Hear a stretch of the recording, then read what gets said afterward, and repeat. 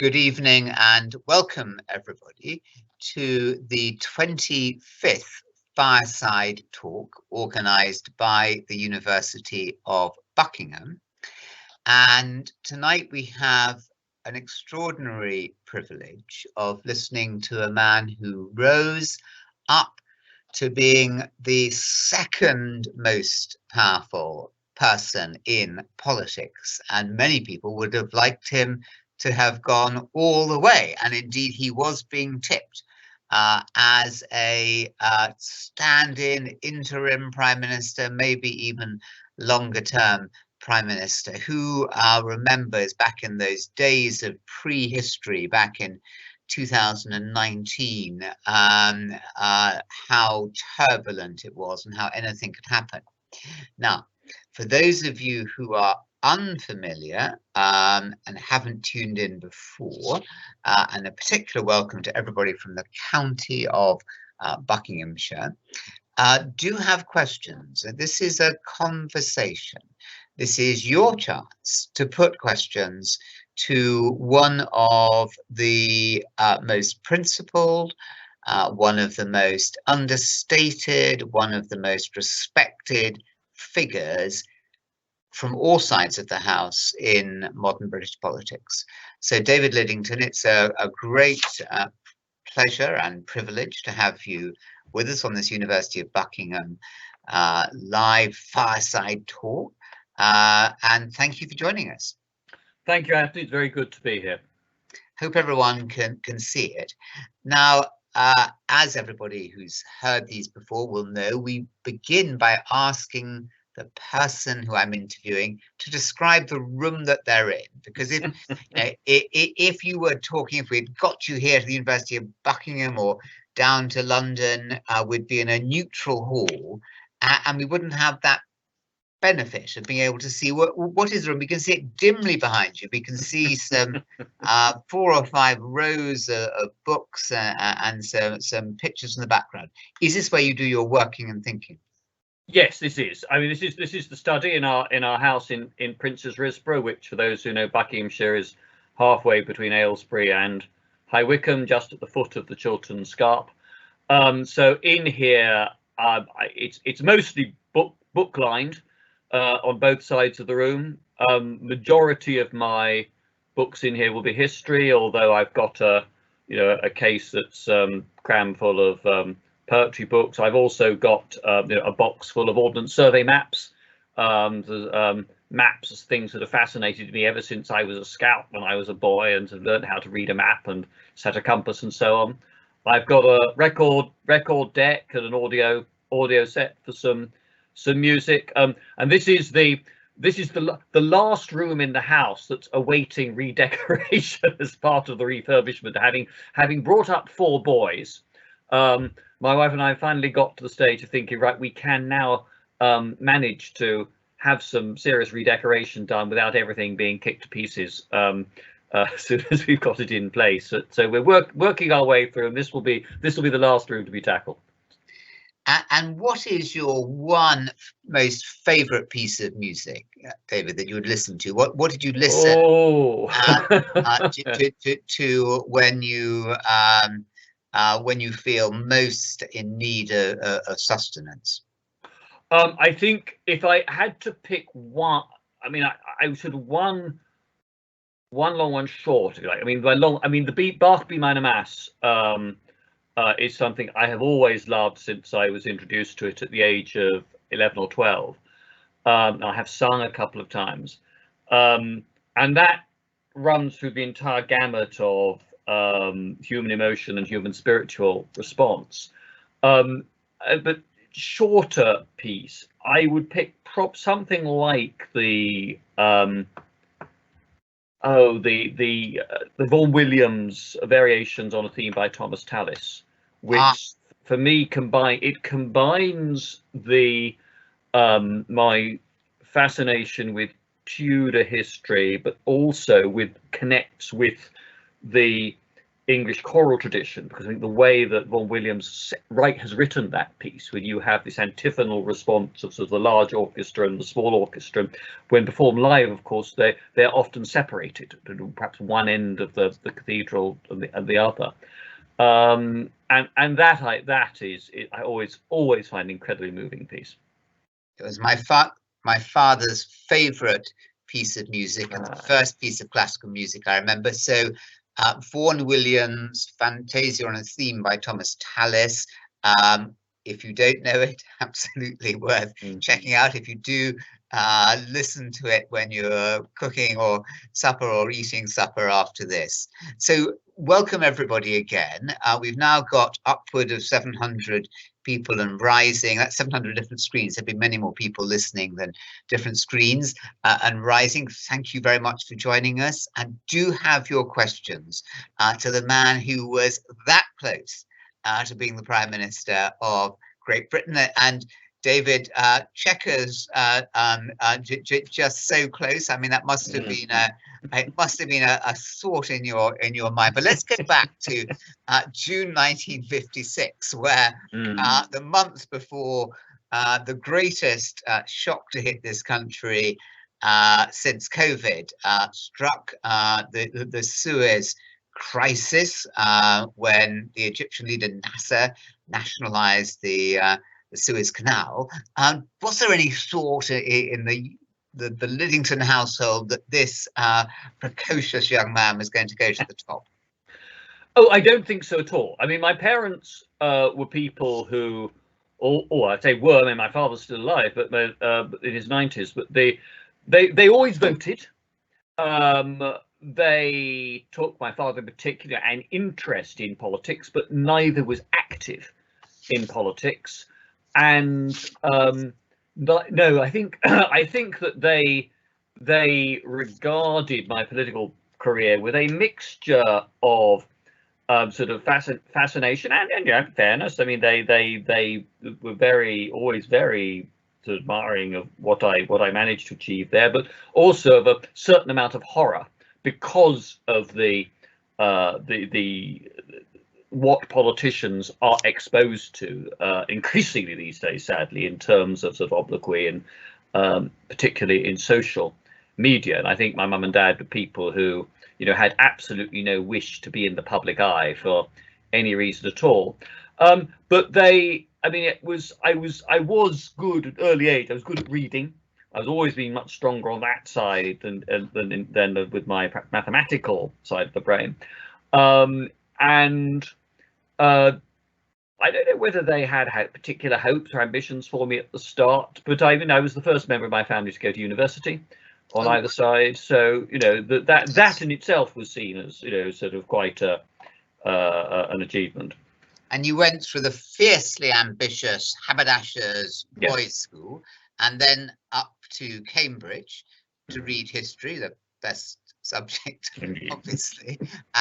And one of the many things you did there was you captained, if I got that right, the Sydney Sussex University Challenge team in 1979. Yes. And you went on and won. So tell us about that experience. Well, it was great fun. I mean, our college ran a competition with some sample questions and the top four were the team, and I always say University Challenge is a team sport. No individual wins it on their own. The rule of thumb for anyone who's watched University Challenge and watched College Bowl in the States is that you have to press the buzzer for the starter when you think you know the answer, when it's at the back of your brain before the certainty is propelled into the front of your consciousness. If you wait till you're certain of it, the other team will get in first. And if you with the bonus questions, our rule as a team, you interrupted each other. You didn't have this nonsense about all has to be channeled through the captain or has to nominate somebody.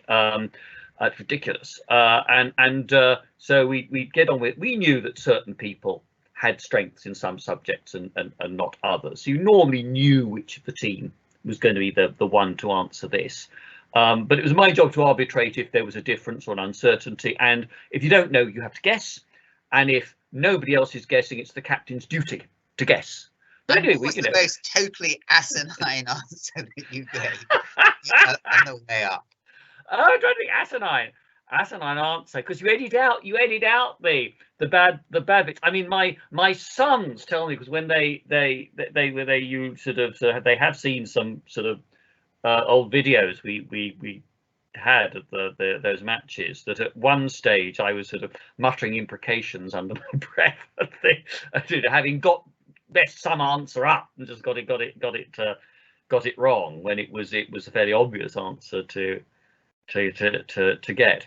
But we also had fun. We had fun because we used to sit deliberately in an order of sartorial elegance, and so so that as you saw it on the screen, you'd start with my friend John Gilmore, teaches at Warwick University, was either wearing a college blazer and cravat and pince-nez, or full academical dress with a gown and white bands and so on. And then John Adams, our medic, next to him was a three-piece suit.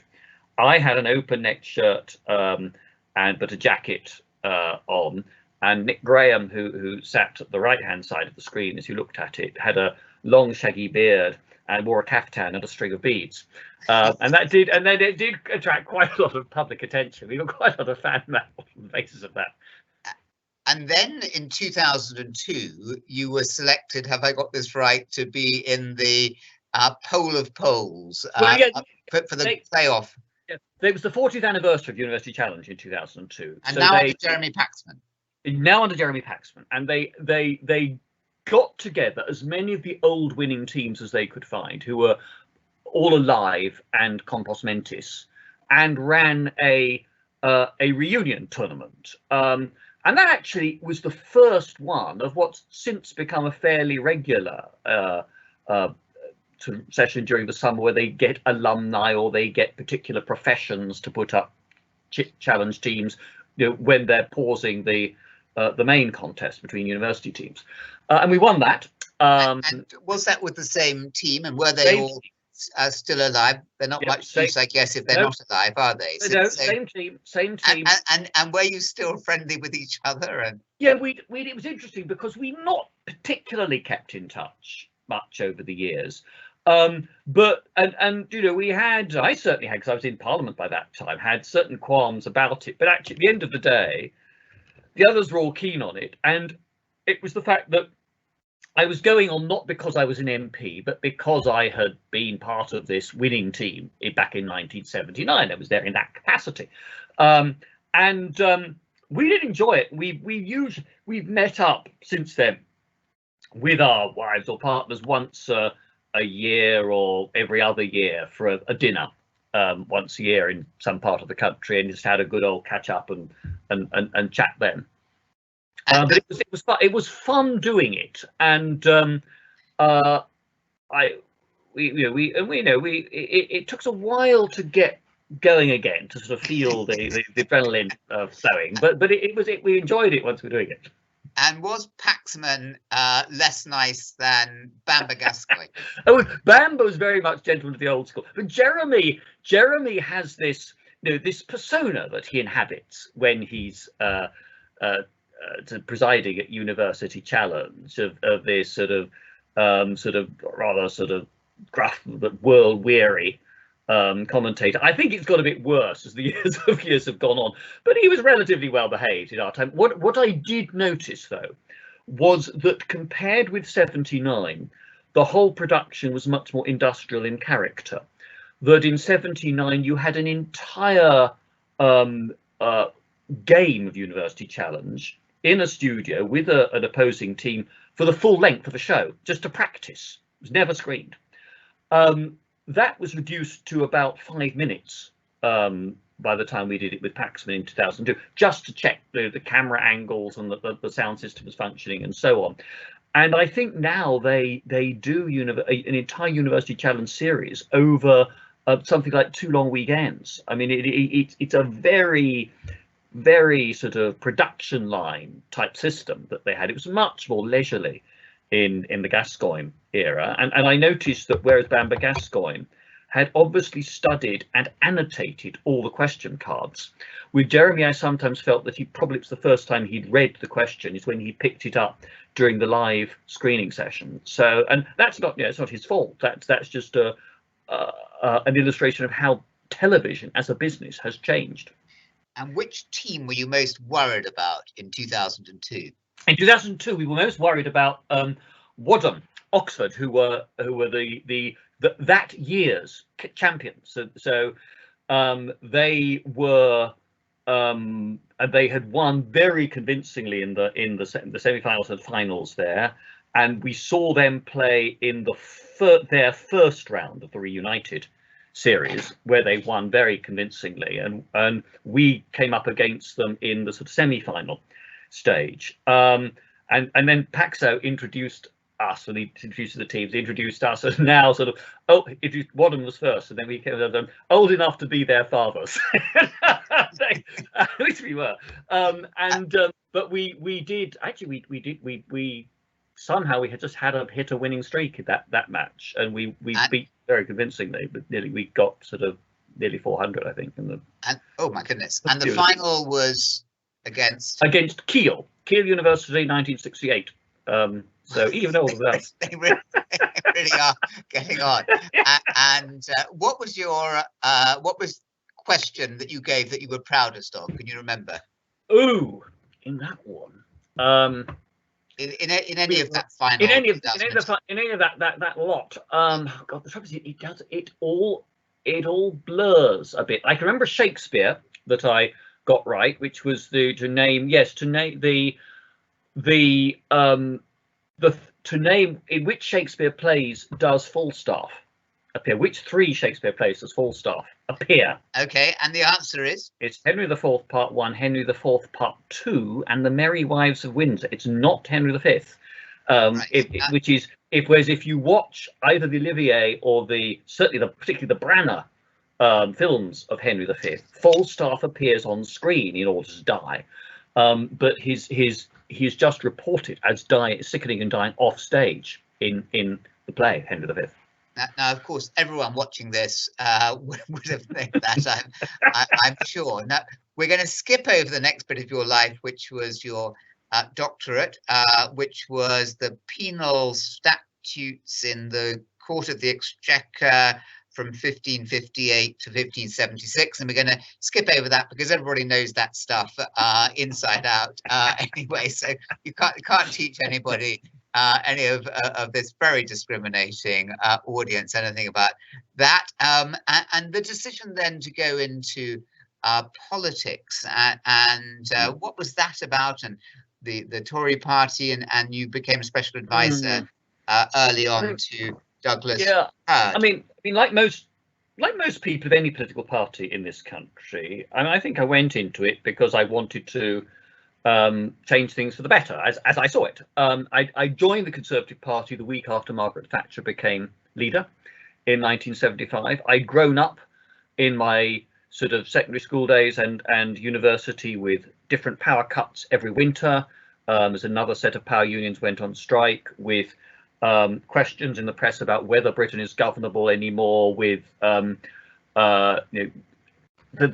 leading impersonators of the time, though that era's equivalent to John Culshaw or Rory Bremner, were able to impersonate about 6 trade union leaders at peak viewing on a Saturday night, and everybody would know who they were. That's not the case now, but there was a real question about governability and the sense of the country going downhill, and I felt Margaret Thatcher was somebody who thought at last was not going to put up with it and was going to change things for the better. And my view of her remains that she, although she certainly made errors, and I think more so when you look at the latter years of her premiership, I think that she made a mark that was strategically for good in terms of the United Kingdom's direction. So I got involved for those reasons, and I'd come up against quite hard left Labour council in the area where we were living in London at the time. Got involved at university with politics, and then I got myself selected in my sort of late 20s as candidate for a Labour Party stronghold in inner London, of the constituency called Vauxhall, which for those who know London includes areas like Brixton and Stockwell and so on. You're never going to return a Conservative to Parliament. For Americans, it's like being the Republican candidate in Harlem, but taught me a lot about inner cities and people who really find themselves at the bottom of the heap in society. And after that, I got this call saying Douglas Hurd, who was Home Secretary under Margaret Thatcher, is about to appoint a new political advisor. Are you interested? And to cut a long story short, I got an agreement from my then employer I could go and work for him. And I stayed with him for 2 years at the Home Office, dealing with everything in those days, from police to prisons to broadcasting policy, all immigration, all sat with the Home Office then. And then after 2 years, when I was thinking perhaps I need to go back to the private sector now, there was a crisis in the government. Douglas Hurd, my boss, became Foreign Secretary in, this was late October, beginning of November 1990. And so 1989. And he said, do you want to come to the Foreign Office? Oh, yes, please. And within 3 weeks of me arriving at the Foreign Office, the Berlin Wall had come down. So I was at the Foreign Office for the Velvet Revolutions of that winter, then the invasion of Kuwait by Iraq the following year, and the preparation of Desert Storm. So absolutely fascinating time. And I still look back and I think that time, 89, 90, and the collapse of the Iron Curtain, that is still the sort of the best, the most optimistic time in European and international politics I've ever experienced in my lifetime. And there'll be many of my students here who will be desperate to wait for that call to become a special advisor to a minister or a shadow minister of any of the main parties. Keep by your telephone, a call could come through. You saw your first close-up experience of Margaret Thatcher. Was she formidable and intimidating, or really quite cozy? She was absolutely terrifying. Although her reputation was always of somebody who would treat her cabinet brutally, but was charm personified to personal staff or to hotel staff in a place where she had been staying, where she would always say a personal thank you to the maid who'd made up her room and to the cook who prepared her meals when she was staying in a hotel. And I think with the special advisors, it was about halfway between the two. She had us all in once a year to Downing Street, and in those days there were only 20 of us, and we would all sit comfortably around the cabinet table, and the competition was to get the same side as her but in the far corner so you were out of eye shot. And why was that? Well, because she'd go around the table, the opening question was always, now tell me, what bright new ideas do your ministers have? And it was a complete catch-22, because you knew if you told her something she'd not been briefed on, your minister was going to be hauled into number 10 the next morning to be given the handbag treatment. So we all played safe and told her stuff that was pretty well known in government. And so the next comment, well, this is all very disappointing. You're supposed to be the bright young men and women of the party. You've told me nothing I don't know already. Then she'd go round the table individually. And I remember one occasion she chewed up the Treasury advisors, and my colleague at Defence, and she said, who's next? My colleague at Defence chipped in, well, Prime Minister, speaking from Defence, we'd like to have some more money. And he didn't get a further word out. His mouth opened for the next sentence. He chipped in, more money? More money? You've just had £800 million to spend on a Nimrod aircraft that was 9 years late and didn't work when it arrived. And then reel off another list of procurement disasters. It sounds like Oliver Twist asking. It's a bit of that. Then the chap from Agriculture thought he'd curry favour and said, "Well, Prime Minister, at Agriculture we're the only department asking for no additional money in this year's spending round compared with last." She didn't even look at him. She just said straight, "That's because you have the most fat to be cut." So she was just playing ping pong for an hour or so. But then you also saw her. This is near the end of her premiership, that you could see how she had lost a bit of touch with ordinary life after more than a decade of high security and being protected everywhere. And a transport advisor said, well, we're getting all the complaints at the moment about the M25, just opened then. Everybody says it's completely blocked with traffic jams. And Margaret Thatcher was very sympathetic. So, yes, my dear, I've heard the same thing. I can't understand it. Whenever I use the M25, the traffic seems to be flowing perfectly smoothly.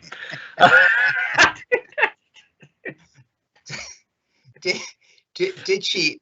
How often did she go towards the end, do you really think? I think by the end she was physically and mentally showing the strain. I can remember a conversation with a senior private secretary who talked to his number 10 counterpart, and he said the Prime Minister has had a cold for 18 months now and she just can't shake it off. And I think that by the end she had sadly got into the position where there were very, very few people whom she trusted and who also were willing to give her frank, even if unwelcome, advice. I think Charles Pole, who was her advisor, private sector on foreign policy, was in that position. But of course, Charles had a particular role to play as a foreign policy advisor. I think that when Willie Whitelaw retired from the front line, who had your job of deputy prime minister? He'd been her deputy, and he's somebody whom, after he lost to her in the leadership election in 1975, basically it was clear he had dropped his ambitions for that top job. He was not a threat, therefore, and I think that she had a respect for him. He was slightly older than she was. He had a very distinguished military record in the Second World War, and she never, I think, regarded her other senior ministers with that same degree of respect. And did you model, David, your relationship as Deputy Prime Minister to Theresa May in any way on that relationship between Willie Whitelaw and did Theresa May ever say what every Prime Minister needs is a David? Because no, she didn't quite put it that way. I mean, we had I do remember a couple of occasions. Margaret Thatcher did. Yes, that's what Margaret Thatcher said about Whitelaw. Yes, Margaret Thatcher sort of famously said about Willie Whitelaw, that when he helped her out of some particular problem, she did. But every Prime Minister needs a Willie, and so that's like. So she didn't say that about you. But, she didn't say that, but did she model? I try to, in this sense, that when I look back on recent historical experience, I could see that the thing about Whitelaw was that he tried to be very honest in private, but completely loyal in public. So you would so even if you found, if you disagreed with what the Prime Minister had decided or was arguing, or you were frustrated that the Prime Minister wasn't taking the decision in the time frame you wanted it taken, you just had to deal with that privately and talk to her directly about it, and to her private office about it, not to go around gossiping to journalists or backbenchers about it. So I think private candor and public loyalty was the right combination. And also, what was true was that I didn't have any great sort of ambitions to take over from her, and I was prepared to get on with the detail. I think the thing about Theresa is that she is somebody who works herself incredibly hard, is motivated by a sense of public duty deriving from her Christian upbringing, and she looks for that sort of work ethic in other people working for her too. So, and I didn't quite say everybody needs a David, but we had a couple of meetings where I think it was the chief whip, Julian Smith was going to say, well, really, we've had a particularly difficult statement or urgent question to answer. And he said, well, the sense in the whip's office is that the ideal person to deal with this is the Chancellor of the Duchy of Lancaster, which was the office I sort of title I had in government, and Theresa would have a good laugh at that, and then she would play that back to me once or twice there. And so I did tend to get sent in when put it this way, Anthony, when I knew that when we were approaching a day when the government was facing the most catastrophic headlines, that number 10 would be on the phone to me to say, have you thought about doing Andrew Marr this Sunday, or would you be free to do a media round first thing tomorrow morning with John Humphreys? There were, in all honesty, quite a few Yes. days of unparalleled ghastly headlines. Before we get on to that, just a word about the arrival of Tony Blair on the political scene. Now, you became the MP for Aylesbury in 1992, and then Tony Blair became shadow leader of the opposition in 1994. Did he seem like a whirlwind?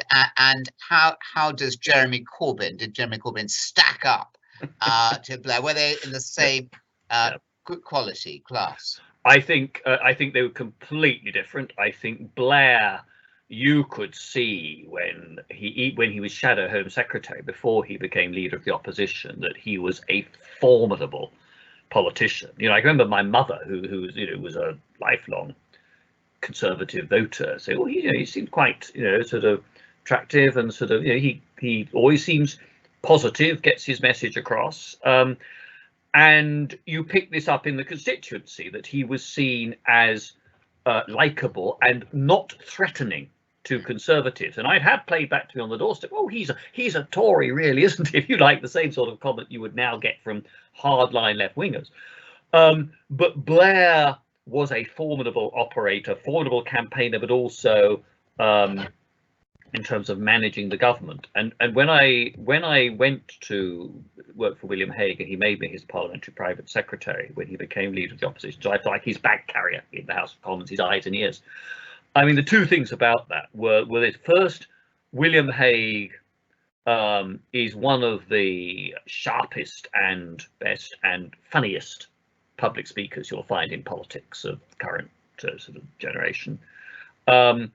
And his performances at Prime Minister's Questions were about the only thing the Tory party had to smile about for quite a few years. But it didn't actually, it helped in Parliament, but he didn't make a dent on public opinion. Blair's grip on public opinion was still there. And it took a long time for the Conservative Party to discover the hunger to get back in government and the readiness to suppress or conceal internal differences in order to have the chance actually to exercise power in government again.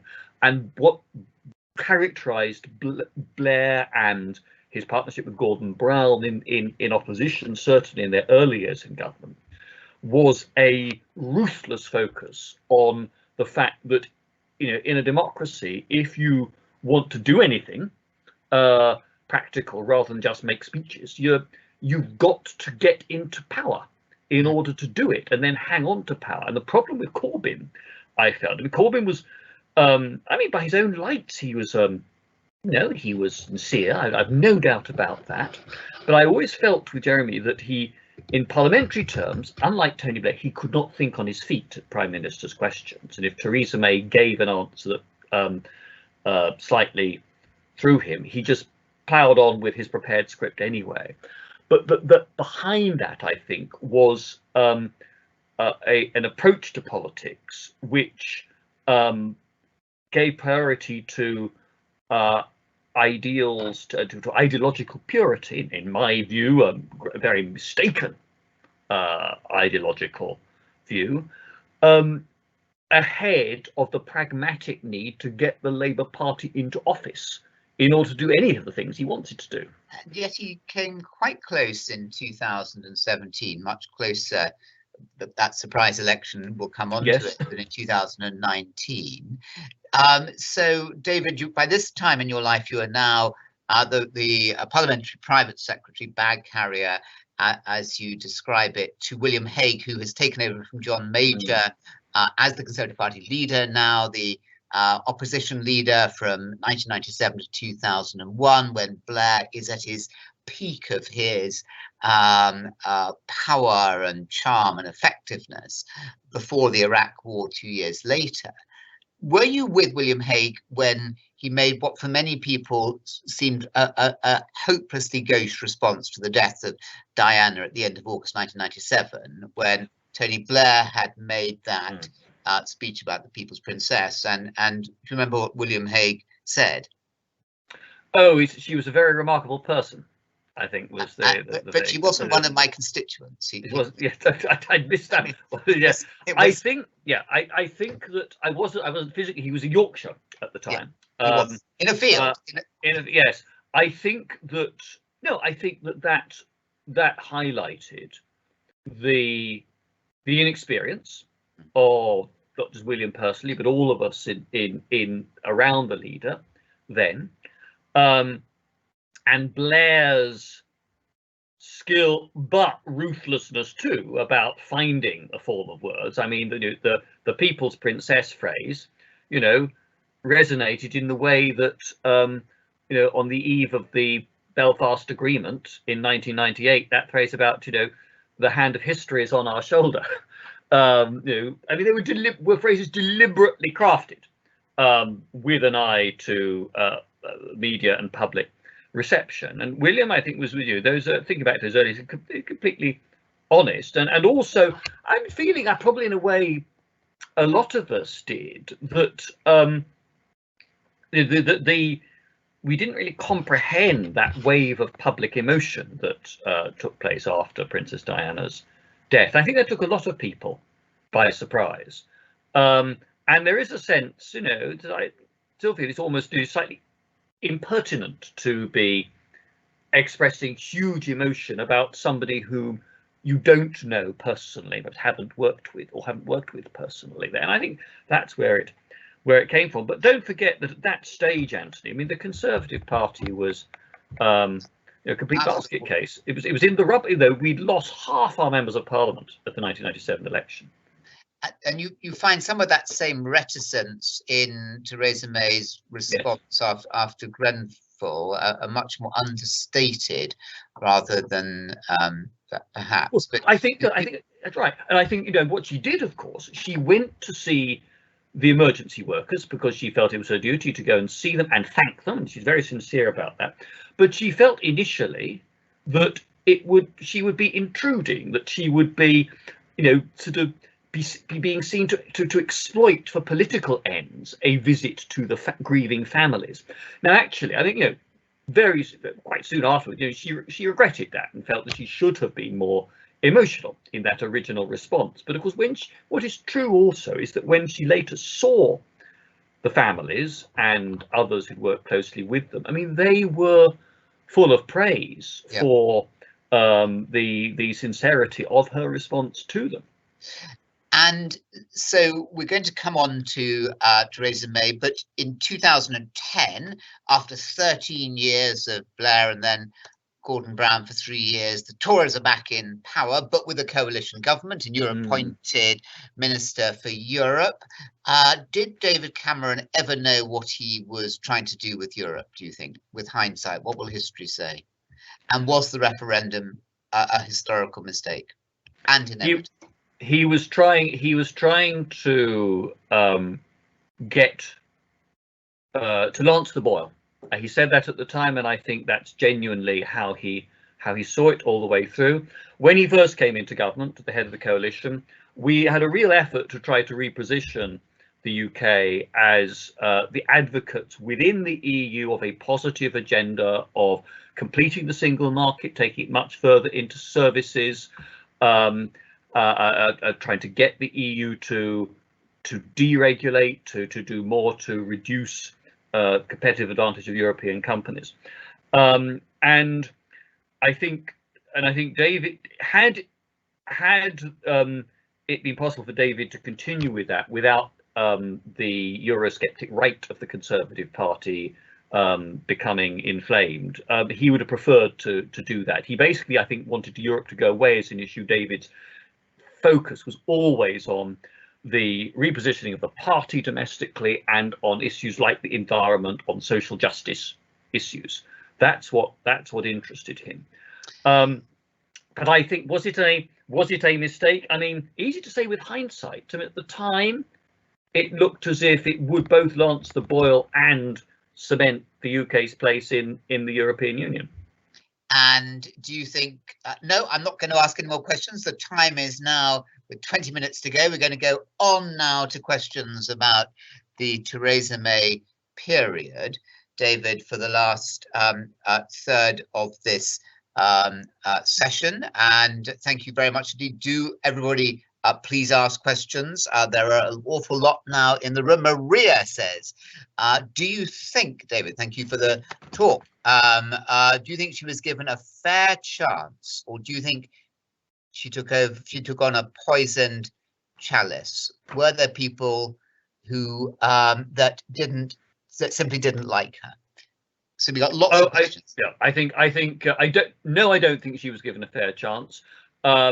I think it's a pity that the 2016 leadership contest did not run its full course, because Theresa had made only one sort of policy speech setting out her stall, and then Andrew Edson withdrew and Theresa May was elected leader.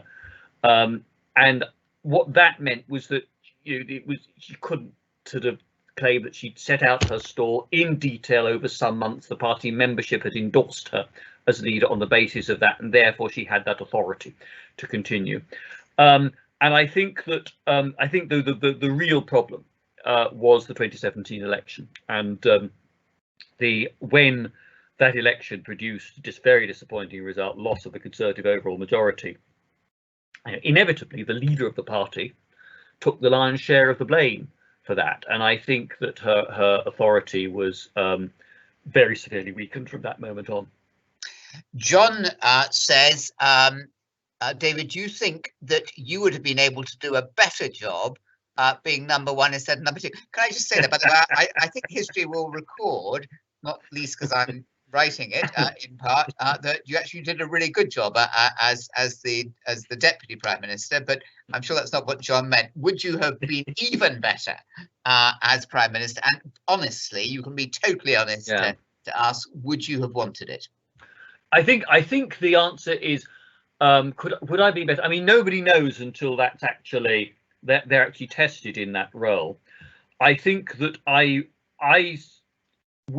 did blench at the prospect, and perhaps that is maybe part of the problem. I think to be Prime Minister, you have to have a complete rhinoceros hide and boundless self-confidence, and I'm not sure that I have that degree of sort of resilience to cope with it. You see when you're close to the Prime Minister all the really foul side of the job that goes there, particularly in the absence of a government majority. So you're wheeling and dealing and trying to placate half a dozen of your MPs here and there almost every day. I think that I would probably, had it been me, and everybody, it's a sort of slightly fanciful to run this, the counterfactual historical record, but I would have taken certain decisions. I would probably have tried to bring things to a head on Europe earlier. That might have led to a complete explosion. Would you be doing a better job than Boris?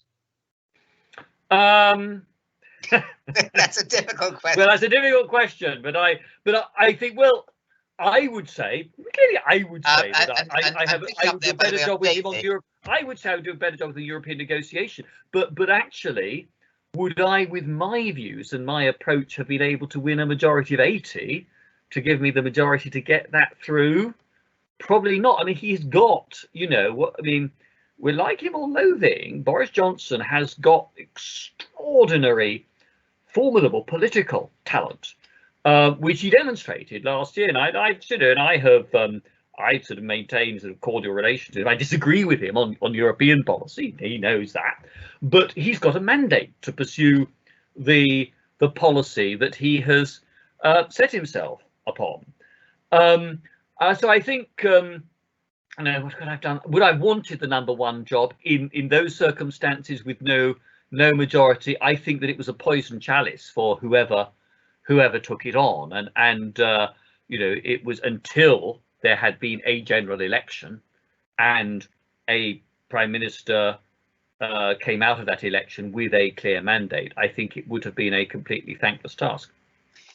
Lucy is asking a similar question about being given a fair crack of the whip, and were the party fair to her.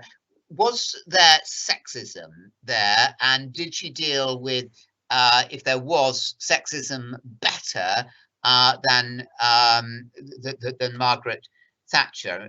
I mean, neither coming from the traditional public school, Bullingdon kind of background, club background of Cameron and Boris Johnson. I think that, I mean, certainly there was an element there. I don't want to exaggerate it, but I think that you know, amongst some MPs, some outside commentators, there is that sort of slightly misogynistic sort of strand. I don't want to exaggerate that. And I think most of the people who opposed her would argue vehemently that they did so for reasons of principle and policy disagreement, and irrespective of her being a woman. I think that in this sense she handled it better than Margaret Thatcher, in that she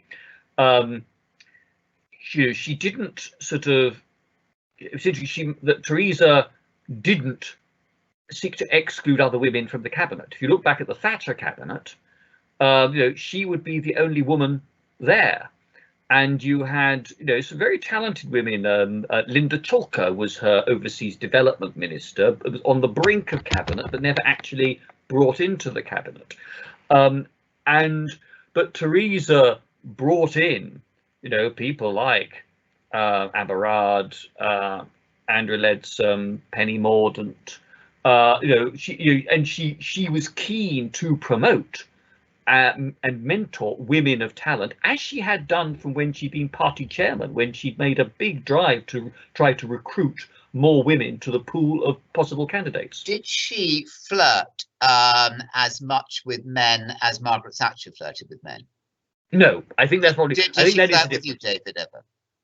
No, not that I can recall. I mean, it was much more. But in Theresa, of course, unlike Margaret, would have grown up, and she had a professional career and then a political career, in a world in which men, particularly of her own age, would expect to be working with senior, talented women colleagues holding serious responsibilities, and for men to be prepared to take, you know, instructions from a woman boss.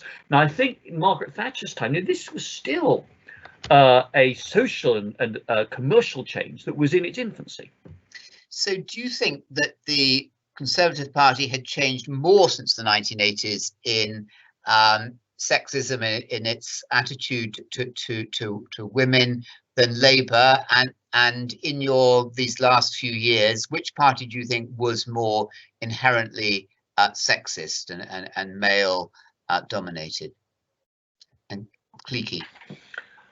I think cliquey. I think it was certainly Labour under Corbyn became very much the property of a quite tightly knit group of people who shared the same ideology, who had organised many backbench rebellions against the Blair and Brown governments. In terms of sex, I think you'd find it in all parties. It's hard to put a label on. But actually, amongst members of Parliament, I think most MPs on all sides would be pretty horrified to. They say there are a handful of exceptions, but most would think of themselves as wanting people to get on, irrespective of whether they're man or woman, or irrespective of what ethnic background they come from. One of the real pleasures to me about the way the Conservative Party has changed, for example, is the way that we do now have many more women MPs than before. We do now have Conservative MPs of Black and British Asian heritage. Was when I first came in, I had the one colleague, Nurj Deva, who later went to the European Parliament, and And Labour sort of outpaced us on that for many years, and I think it's really pleasing to me to see the Conservative Party has now caught up and overtaken Labour on that score. Question in from Josh Dolder, a very promising young student, and it's about China. And so Theresa May, just noting there, was a skeptic. She didn't, follow through on her skepticism of China, but she was skeptical early on. And what's your view of the expected U-turn tomorrow on Huawei? That I think that the key difference between tomorrow's discussion and the discussions I remember having back in 2018 would seem to be the US decision to block Huawei from having access to US components, and clearly that does make it more difficult for the relevant parts of government to assure themselves about the supply chain there. So there are risks there. I do hope that the government does weigh very carefully the risks to supply chains and to the functioning of our telecommunication system more generally. And I've heard the telecoms companies sort of talk about the risks, both financial but also in terms of network resilience, if Huawei suddenly has to be stripped out from everything that it's in at the moment. So I think we need to do this with clear eyes, and more generally with China. It's a really difficult balance. I mean, Xi Jinping, it seems to me, has deliberately taken a more aggressive stance in the last of 18 months or so, and particularly the last 6-9 months. This talk about wolf warriors and so on. But China is a reality. China is a quarter of the world's population, the second biggest economy. It cannot be wished away. For most countries in the world, it is already a more important trading partner than is the United States.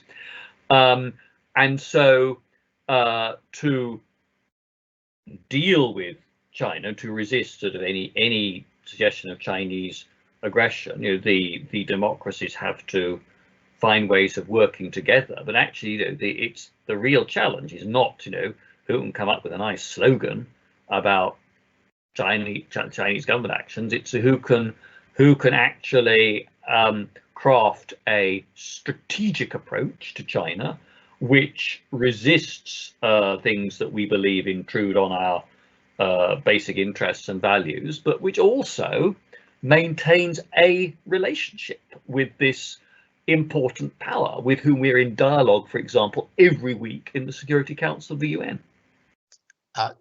Joe is asking a question about the Conservative Party giving more space for people from disadvantaged backgrounds. Perhaps we've covered that one, and whether that will happen as much under Boris Johnson as under Theresa May. But Tim is asking about the pivotal election that you spoke about there, David, 2017. Is it right that she took the blame so squarely on her own shoulders? Shouldn't other ministers have taken some of that from her, such as Philip Hammond and David Davis, who both pushed her quite strongly in that direction? Well, Philip and David were two of those who did certainly push her in that direction. There were others as well. Yeah, I mean, yes, up to a point, but I think ultimately, and Theresa May has never sought to evade this. It is the Prime Minister's decision.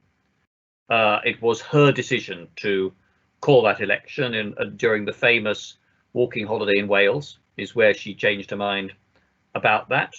And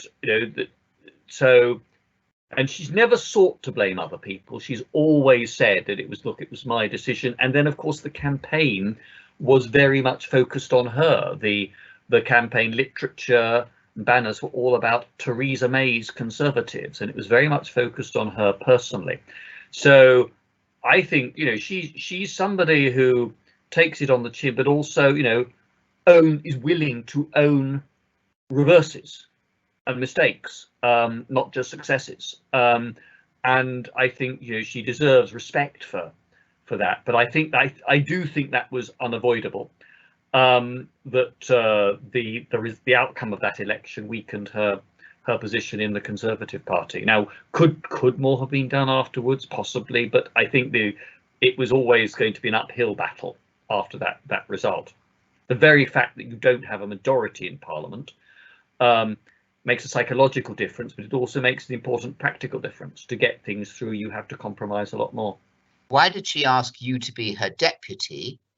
And how conscious were you of giving her emotional and psychological support and comfort in those terribly dark weeks and months leading up to her departure just under a year ago? It was 24. I think that I mean Damien Green had resigned at the end of 2017, and I think most people had expected Jeremy Hunt would go in to do that role. I mean, I had one or two press reports suggested I was being talked about there, and I knew that I ticked the boxes in terms of being sort of similar generation to hers, not somebody who was threatening her position or going to plot against her.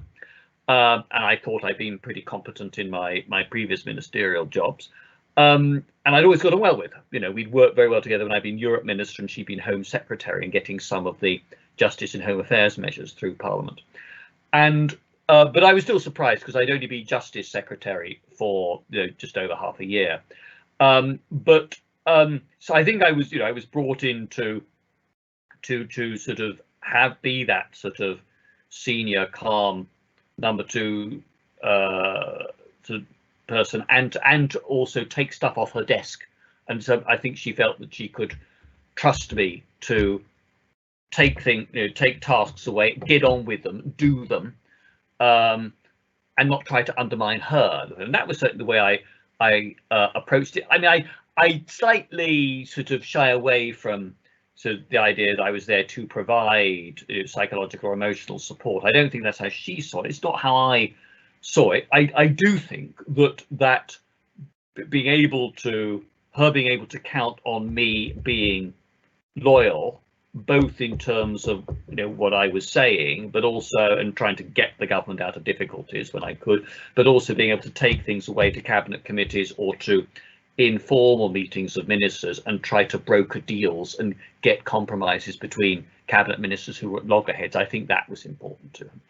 They were the hardest 18 months, the hardest pounding of any sustained any domestic issue in British politics since the Second World War. How did you keep your own calm? Just a quick point there. Was your faith important in that, and did you ever get close to throwing your toys out of the pram? I never got close to throwing my toys out of the pram. There were times when I would get very cross and frustrated with particular individuals in government and outside in Parliament or with people in the media. But there's very little benefit usually served by working off those emotions in public. So yeah, my faith mattered. I think actually having that solace of knowing that in the great scheme of things, this is of trivial importance. In the eyes of eternity, this is going to look very small. And sometimes just the ritual of the Sunday liturgy and hymn singing and so on, that provides an oasis of stability. The other thing that kept me going, other than of course family, which is always there and a reminder to you as well of the important things in life, was a habit Douglas Hurd taught me many years ago. And he said that when I worked for him, he always tried every day to read something that was nothing to do with work, or listen to some music, even if it was for 5 or 10 minutes before he fell asleep at night, just to remind himself that there was a world, there was a hinterland of culture and human experience out beyond the day-to-day political controversies. And that's something I've always taken to heart and tried to follow. Okay, just to get in the final questions, in the last 60 seconds, they're going to have to be yeses and nos. Are you going to be chairman of the Royal United Services Institution? Do you expect to have any role on the shaping of foreign and defence policy? Yes or no? No, just to be a forum for lively discussion and good ideas about it. And was Theresa May's relationship with Prime Minister Modi of India bad or good? I don't think there's much. No, it is not. No, not brilliant. Not brilliant. I wouldn't say bad, but it correct, formal. Question from a Renell. Those last two were anonymous. Says, do you think history will be kinder to John Burke, who's was the local MP in Buckingham, than some of his parliamentary colleagues? I think it's difficult not to be kind to some of his parliamentary colleagues. So yes, I think he'd achieved some great things, but he had this habit of making enemies when he didn't need to. That's what pulled him down. Scott says, do you think, are we going to see the breakup of the UK with Scotland going off in the next 25 years? I really hope not, but it's going to be a very tough and tight battle. Sophie asked penultimately, who are your top 5? I think we're going to go to top 3 prime ministers.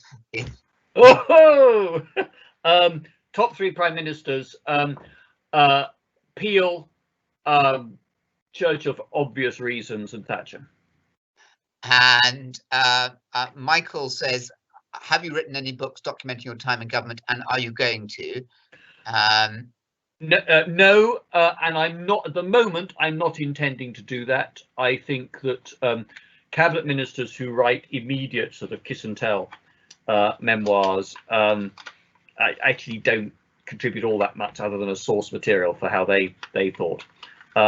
Later on, let's see when we've got it all a bit more in perspective.